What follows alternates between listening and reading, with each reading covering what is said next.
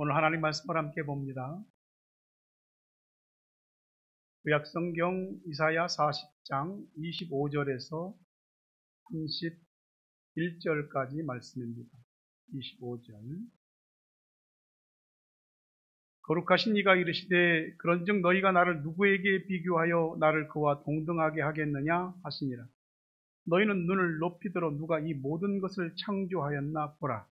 주께서는 수요대로 만상을 이끌어내시고 그들의 모든 이름을 부르시나니 그 권세가 크고 그 능력이 강함으로 하나도 빠짐이 없느니라.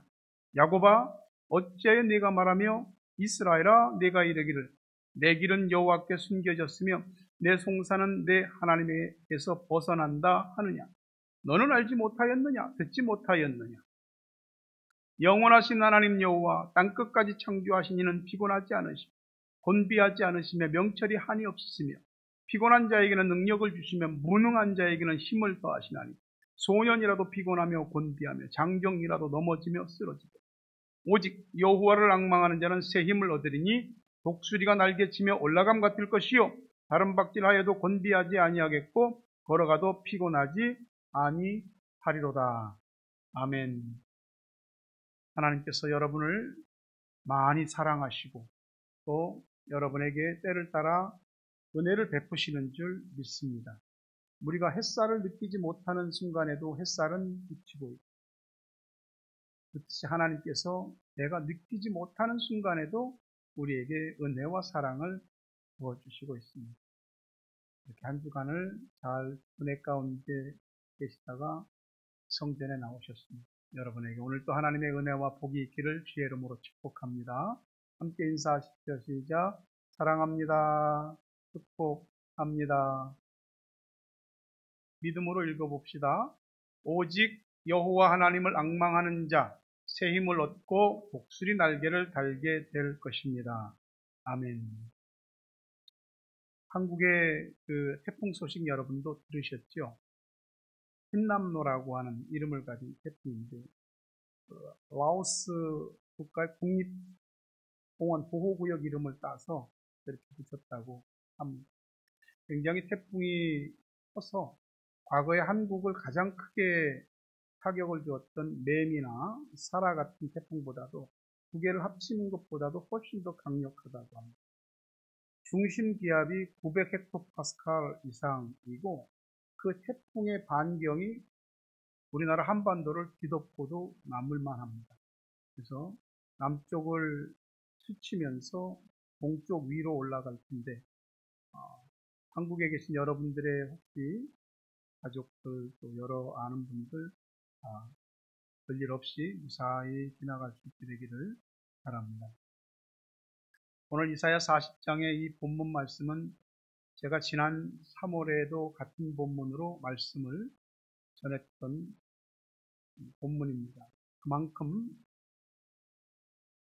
이 말씀을 준비할 때 하나님의 힘이 절실히 필요하고 하나님의 도우심이 정말로 간절히 우리에게 임해야 되겠다는 마음이 커서 이 본문을 다시 정하고 말씀을 준비하게 됐습니다.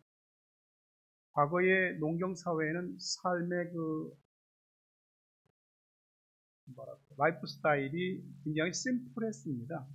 눈 떠서 일 나가서 농사하고 하면 되는데 지금은 우리가 사는 시대는 다원화 시대입니다. 엄청나게 많은 일들이 눈만 뜨면 우리 눈앞에 펼쳐집니다. 그 가운데 많은 일들이 나와 연결이 되어져 있는 거죠. 그러니 옛날에는 그냥 모르고 살았던 것들도 지금은 그냥 다 안방에서 알게 되거든요. 옛날에는 몰라서 고민하지 않았던 것들을 지금 십자우한이라고 아는 게 근심이라고 알아서 근심되고 힘들어지는 일들이 많아졌습니다. 우리의 삶 자체뿐만이 아니고 이렇게 많은 그 사회 공동체와 사람들 속에서 얽혀 살다 보니까 우리의 힘이라는 건 한계가 있고 그 힘이 한계에 부딪히면서 피곤이 느껴집니다. 그래서 한국에 있을 때는 보통 피로회복제 그런 바카스였죠. 근데 이제 우르사라든지 아로나민이라든지 이런 영양제를 먹으면서 좀 피로 회복도 해보고 그랬는데, 뉴질랜드 와서 이제 제 경우에는 그런 건 없으니까 요새 바카스는 좀 있습니다. 근데 제가 정말 피곤할 때 에너지 드링크를 먹습니다. 뭐 V라든지 뭐 레드불이라든지 설탕 없는 걸로. 정말 피곤할 때 그거를 먹습니다. 아니면 또 피곤을 미리 이겨내기 위해서 그거를 조그만 거 250mg 정도 한 캔을 먹습니다.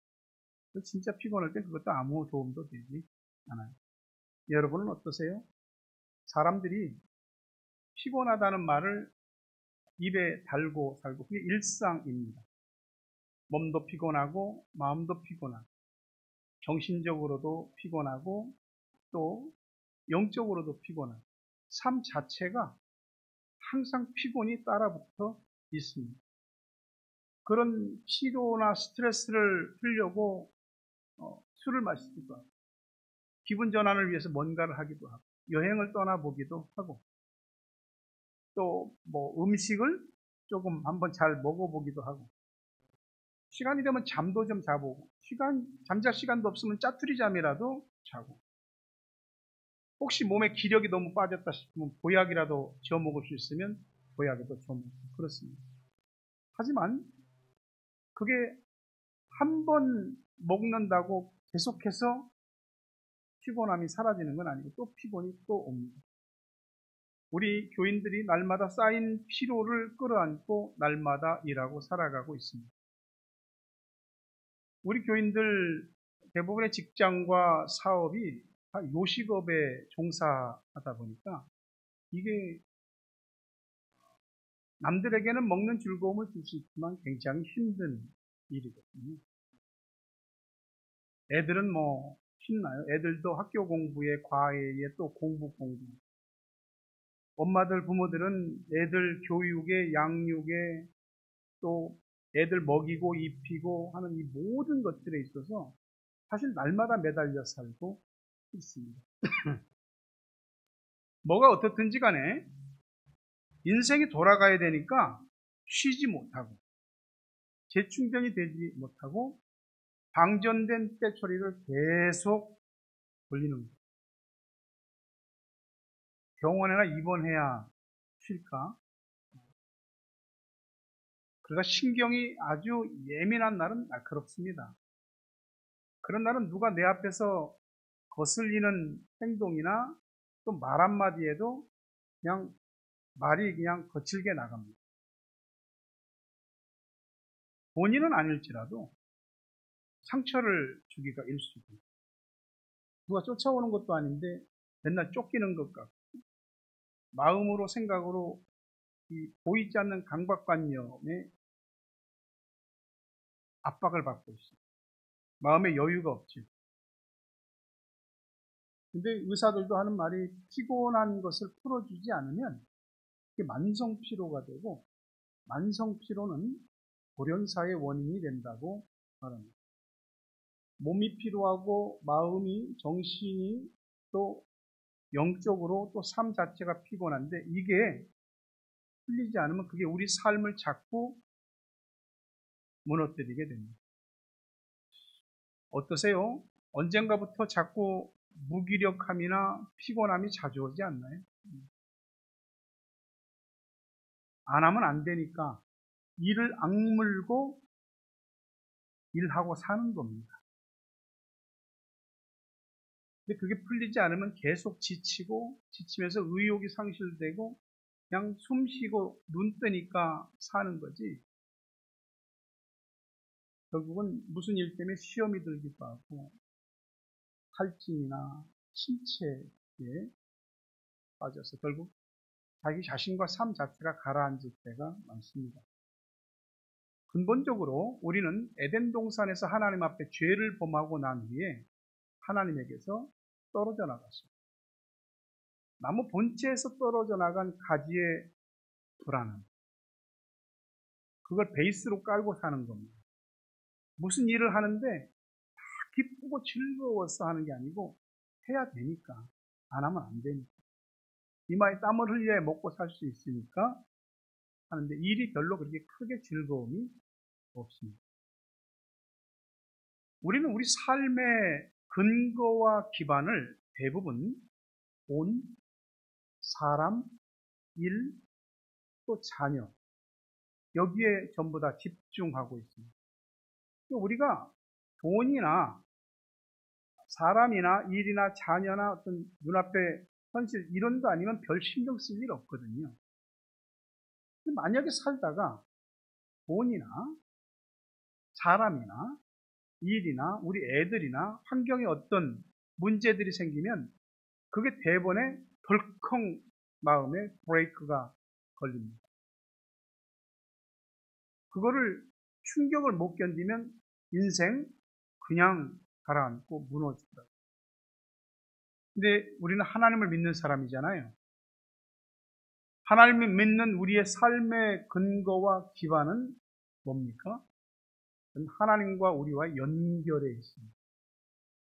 하나님과 연결되는 건 연결되면 좋고 연결 안 되면 어쩔 수 없고 그런 것이 아니고 하나님과 우리가 연결되느냐 연결되지 않느냐는 우리에게 생명과 사망 또 복과 저주 행복과 불행으로 달라지게 되는 관건입니다. 요한복음 15장 5절부터 7절 보니까 나는 포도나무여 너희는 가지라 그가 내 안에 내가 그 안에 거하면 사람이 열매를 많이 맺나니 나를 떠나서는 너희가 아무것도 할 수 없음이라. 사람이 내 안에 거하지 아니하면 가지처럼 밖에 버려져 마르나니 사람들이 그것을 모아다가 불에 던져 사르느니라. 너희가 내 안에 거하고 내 말이 너희 안에 거하면 무엇이든지 원하는 대로 구하라. 그리하면 이루리라. 이 말씀이 얼마나 놀라운 말씀인지 여러분 말씀을 읽으면서 그런 생각을 안 드십니까? 주님과 내가 붙어 있느냐 붙어 있지 않느냐 하는 것이 인생의 전부가 될 수도 있고 인생의 전무가 될 수도 있는 겁니다. 오직 해야 너희가 내 안에 내가 너희 안에 있으면 무엇이든지 원하는 대로 구하면 다 이루어 주신다는 이 말씀. 그런데 너희가 나하고 함께 붙어 있지 않으면 연결되지 않으면 떨어져 나간 가지처럼 아무것도 할 수 없고 그리고 사람들이 그거 마른 가지 모아다가 다 뗄감으로 써버린 거예요. 예수님께 붙어 있느냐 붙어 있지 않느냐 이 연결이 우리 인생을 확 갈라놓는다 이 말이죠. 아무리 좋은 가전제품 몇백만 원씩 하는 가전제품이 있다 할지라도 그거 콘센트에 딱 꽂아서 전기 틀어야 작동되거든요.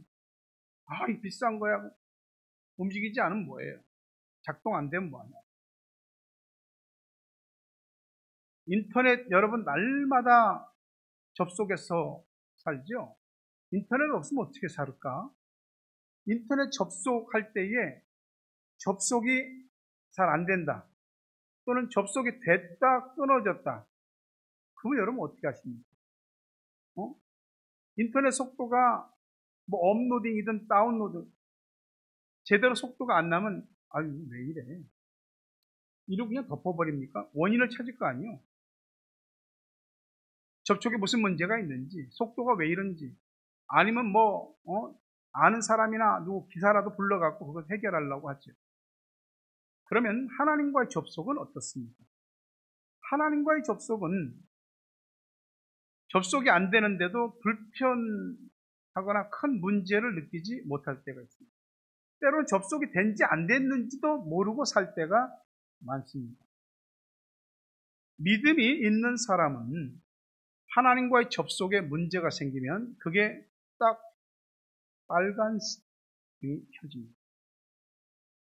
우리가 살면서 돈의 접속이 안 된다. 사람의 접속이 안 된다. 일의 접속이 안 된다.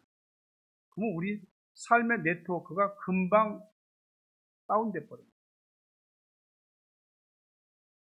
우리 자녀들에게 무슨 일이 생겼다? 근데 애들이 무슨 일이 생겼는데 내가 뭘 어떻게 할 수 있는 힘도 능력도 방법도 없다? 그것만큼 마음 아프고 속 터지는 일이 어디 있습니까? 하나님과의 접속의 문제가 안 된다, 붙었다, 끊어졌다 하는 이건 단순히 불편사항이 아니고 우리가 위험하다는 것으로 감지하고 깨달아야 됩니다. 그게 믿음이에요. 왜 하나님과 접속이 안 되나? 왜 하나님과 접속됐다 안 됐다 그러나? 왜 하나님과 오고 가는 이 업로드 다운로드 속도가 왜 이렇게 안 되는가? 원인을 찾아야죠. 그 개선이 되지 않으면 우리의 삶에는 삶의 나약함과 또 자신의 연민으로 인한 실체와 어려움이 반복되게 될 겁니다. 연결이 안 되면 하나님의 힘을 받을 수도 활용할 수도 없습니다. 예레미야 17장 5절과 6절에 보면 여호와께서 이와 같이 말씀하시니라. 무릇 사람을 믿으며 육신으로 그 힘을 삼고 마음이 여호와에게서 떠난 그 사람은 저주를 받을 것이라. 그는 사막의 떨기나무 같아서 좋은 일이 오는 것을 보지 못하고 광야 간조한 곳 건건한 땅, 사람이 살지 않는 땅에 가리라.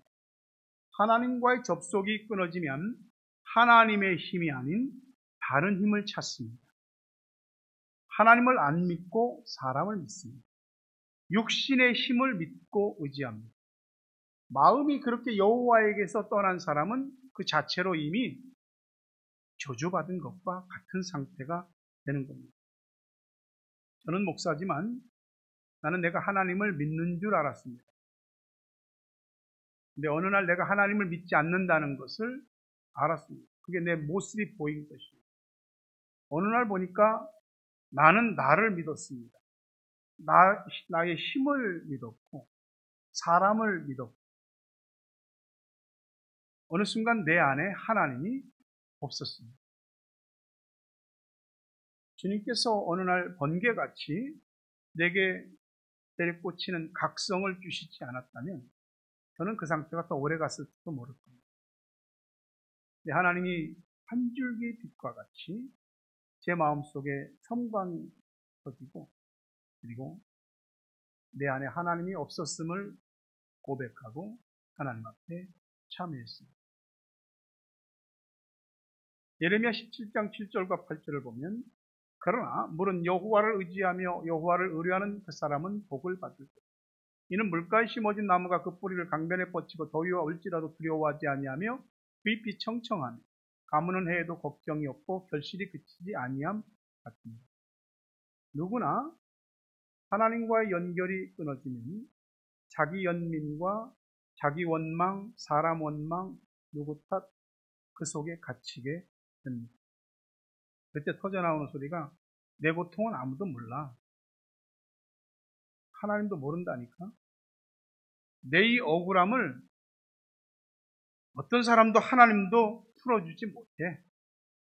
난 너무 지쳤고 힘이 든데 나는 지금 번아웃 됐어. 라고 외치게 됩니다. 누구나 힘든 일이 한 번 오고 그것이 반복돼서 오고 답을 찾지 못하고 그 삶의 모든 피로가 풀리지 않으면 누구나 다 이런 말 할 수 있습니다. 그 순간 우리에게서 하나님이 없어지고 우리는 사람을 찾습니다. 그리고 자기 자신에게서 솟구친 힘으로 자신의 삶을 살려고 합니다. 그러나 하나님은 그렇지 않잖아요. 이사야 40장 29절 31절 보면 피곤한 자에겐 능력을 주시며 무능한 자에겐 힘을 더하시나니 소년이라도 피곤하며 분비하며 장정이라도 넘어지며 쓰러지고 오직 여호와를 앙망하는 자는 새 힘을 얻으리니 독수리가 날개치며 올라감 같을 것이요 다른 박질하여도 분비하지 아니하겠고 걸어가도 피곤하지 아니하리로다. 우리 하나님은 영원하신 분, 땅끝까지 창조하신 분입니다. 피곤을 느끼지 않습니다. 지치지 않으십니다. 그분이 우리를 살리고 일으키십니다. 하나님은 내가 피곤하다는 걸 아세요. 내가 얼마나 무기력하고 무능하다는 걸 아세요. 하나님은 내가 얼마나 지쳐있는지, 내가 얼마나 비틀거리고 있는지를 아십니다. 다 끊어진 것 같아요. 다시 하나님과 접속, 연결이 되기만 합니다.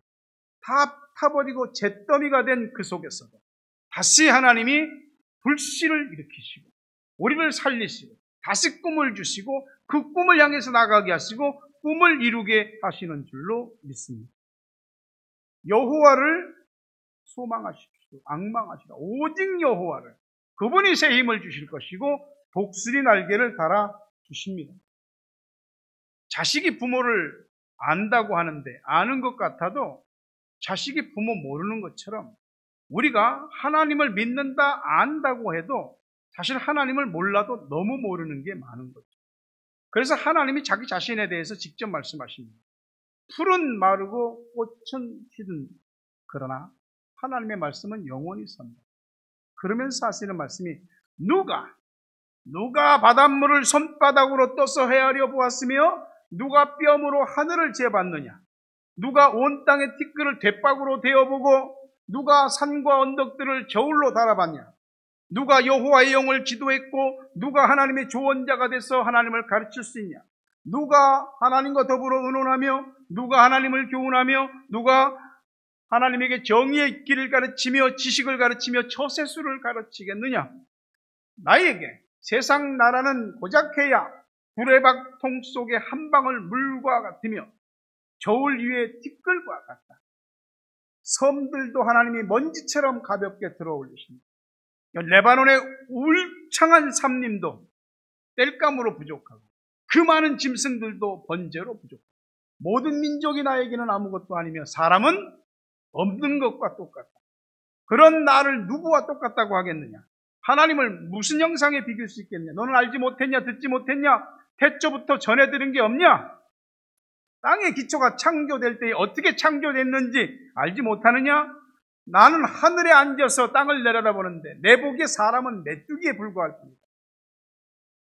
나는 하늘을 엷은 휘장처럼 펼치고 사람이 사는 장막처럼 펼쳐놓는다. 세상의 권세자들, 통치자들을 허수아비로 만들고 땅의 지배자들을 아무 능력 없는 쓸모없는 사람으로 만든다. 그런 나를 누구에게 비교하겠냐? 누구와 나를 동등하게 여기겠느냐? 누구와 나를 견지며 같다고 하겠느냐? 너는 눈을 높이 들어 누가 이 모든 것을 창조했나 알아. 내가 우주 전체의 숫자를 알고 그 모든 별들의 이름을 다 알고 그 수요대로 각각 하나도 빠뜨림이 없이 불러낸다. 그런데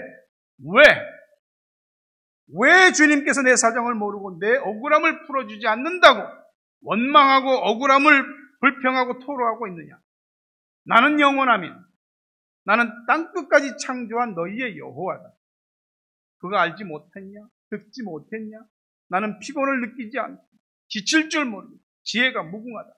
피곤한 자에게 힘을 주고 힘을 잃은 자에게 기력을 돋구었고 젊은이들도 피곤해서 지치고 이 장정들도 맥없이 쓰러지는 그런 상황일지라도 오직 여호와를 앙망하는 자, 오직 주님께 소망을 주는 자는 새 힘을 얻는다. 독수리가 날개를 치며 솟구쳐 오르듯이 올라가게 할 것이다. 뛰어도 지치지 않고 걸어도 피곤하지 않을 것이다. 이것이 이사야 40장 8절부터 31절에 나오는 말씀입니다. 여러분이 이 말씀을 들을 때 적어도 아멘이 20번 이상 나왔어요. 속으로는 하셨겠죠. 입으로 큰 소리로 해야 됩니다. 제가 일부 예배 때도 그런 얘기했는데 여러분의 사모님, 제 아내가 저한테 가끔 하는 얘기가 설교를 좀 쉽고 간단하게 했으면 좋겠다. 큰 교회 목사님들 설교하시는 거 보세요.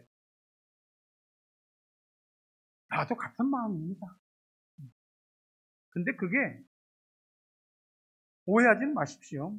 교인들 수준이 어느 정도 돼야지 가장 심플하고 아주 쉬운 설교를 해도 그 설교가 교인들이 아멘 소리가 나요. 아주 심오하고 무슨 철학적이거나 영적이거나 뭐 그런 얘기가 아닐지라도 그냥 성경 말씀이 선포되는데도 아멘 아멘 하는 겁니다. 예, 큰 교회니까 대형 교회 사람들이니까 뭐 그런 것도 있겠지만 교인들의 수준이 그만큼 되는 겁니다. 그냥 말씀, 성경 말씀 그 말씀만 그냥 얘기해도 아멘, 아멘, 아멘, 아멘.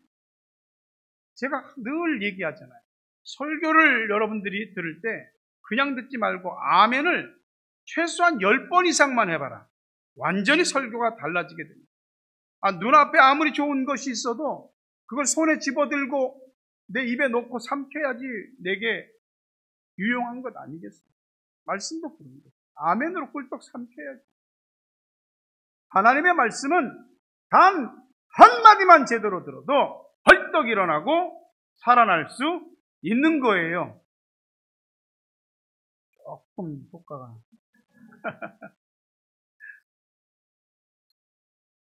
항상 인생의 답을 찾죠.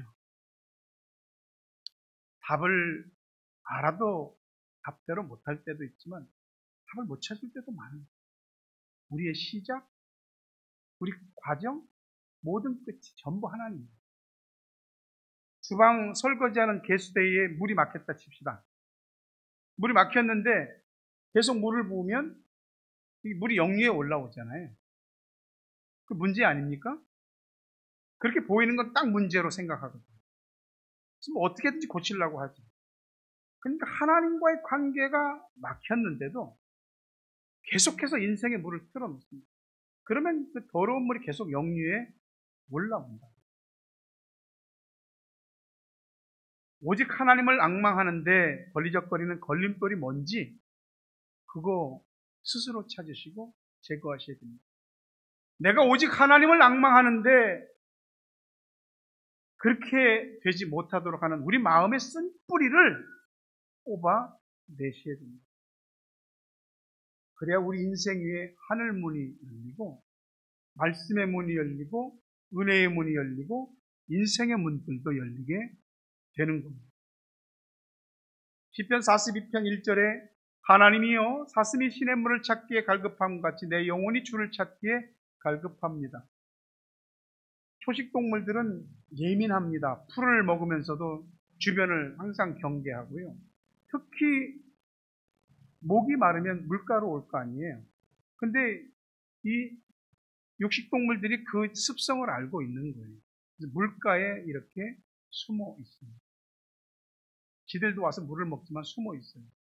그러면 사슴이 목이 말라 물을 먹으러 간다는 건 죽음을 각오하고 가는 거예요. 적어도.